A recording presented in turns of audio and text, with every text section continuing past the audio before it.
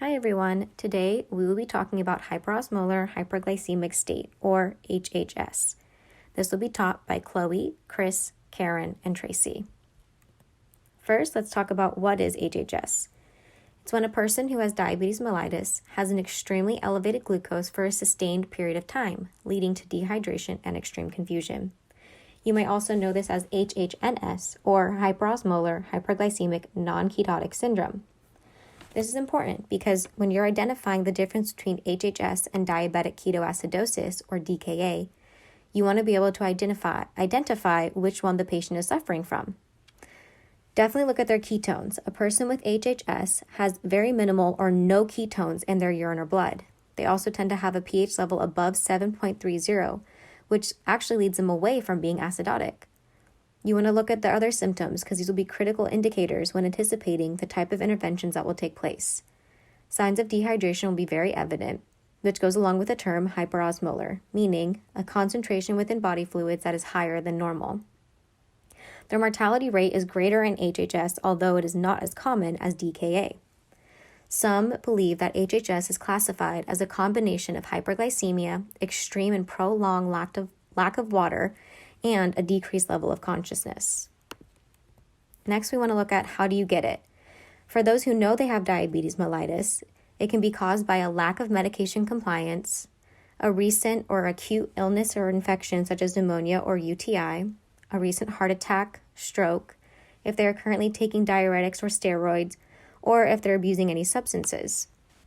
It's important to acknowledge that a person can also get this if they have not already been diagnosed with diabetes. If this is the case, it's really important to look at other factors such as age, access to water, kidney function, impaired thirst, and heart function. If these are altered, then it'll place the individual at an even higher risk of facing this illness. Unfortunately, most will not recognize the cause of their symptoms until they are already in a life-threatening state.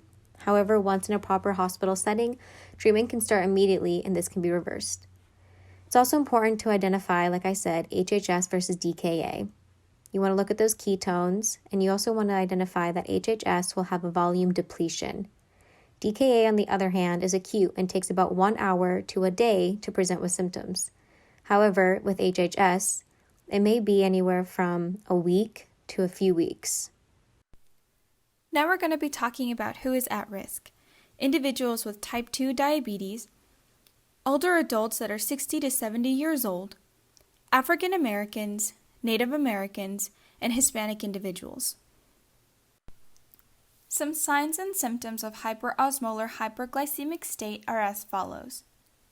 Glucose levels over 600 milligrams per deciliter, confusion, hallucination, lethargy, or syncope, dry mouth, extreme thirst, frequent urination, a fever higher than 100.4 degrees Fahrenheit, blurry or loss of vision, weakness and/or paralysis, convulsions, increased heart rate, and finally, low systolic blood pressure.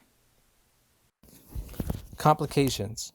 First, many focal seizures are caused by high blood glucose, high permeability, and intracellular dehydration.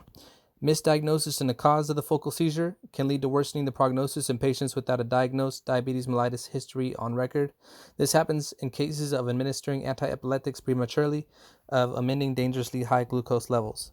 Second is heart attack, and diabetic cardiomyopathy does not have a direct and definitively outlined cause, although the inflammatory state caused by hyperglycemic conditions seems to be at the core of the issue. Third complication is stroke and atherosclerotic disease present in chronic hyperglycemic states combined with the HHS state of increased viscosity and coagulability is a major risk for cerebral ischemic event and increases the risk of attack even after discharge. This graph shown contrasts the risk of a patient presenting with a stroke after an event. Lastly, coma and death may present. Extreme and dangerous dehydration from polyuria can lead to coma or death. This happens from the brain and other organs failing to receive adequate oxygen through inadequate tissue perfusion. With hyperosmolar hyperglycemic state, HHS, There's enough insulin to prevent diabetic ketoacidosis, but not enough to prevent hyperglycemia. Diagnosing HHS is done by assessing labs such as blood glucose, plasma osmolality, BUN, creatinine, sodium, potassium, and assessing for ketones. Also by recognizing the signs and symptoms such as glucose greater than 600 milligrams per deciliter, plasma osmolality greater than 320 osmoles per kilogram, with the absence of ketoacidosis. There will also be increased heart rate, low systolic blood pressure, convulsions, weakness, paralysis, visual disturbances, fever greater than 100.4 degrees Fahrenheit, severe dehydration, change in mental status, and level of consciousness. HHS is primarily found in patients with type 2 diabetes. However, albeit rare, people with type 1 can experience the condition as well. When treating HHS, we treat the dehydration first, the electrolyte imbalance next, hyperglycemia, and then the underlying cause of HHS. The nurse should treat the dehydration first with a bolus of normal saline of 0.9%.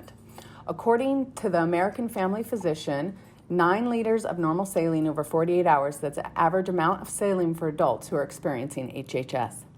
By treating the dehydration, the circulatory system will perform better, improving the blood pressure, urine output, and aid in decreasing glucose levels. Once the dehydration has been partially corrected, start the electrolyte therapy. Hypokalemia is also a common issue with HHS, and the patient will need potassium replacement therapy.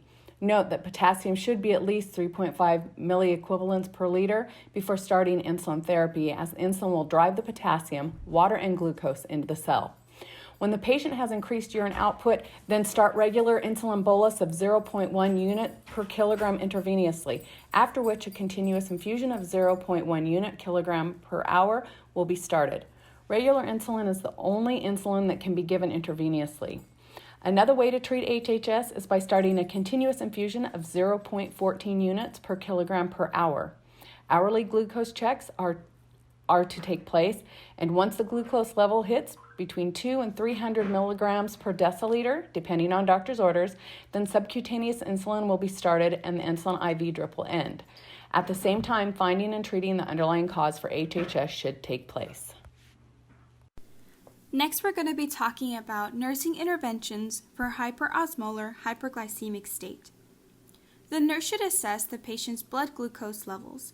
This is because patients with AHS will have sustained periods of hyperglycemia, so it is essential to assess their baseline and provide appropriate intervention based on their level of glucose. A normal glucose is 70 to 110 milligrams per deciliter. However, patients with AHS will sustain a level above 600 milligrams per deciliter. The nurse should administer intravenous fluids. 0.9% saline is given as a bolus and then can be progressed to 0.45% saline. This will hydrate the cells of the body per medical order and the patient's current hydration status.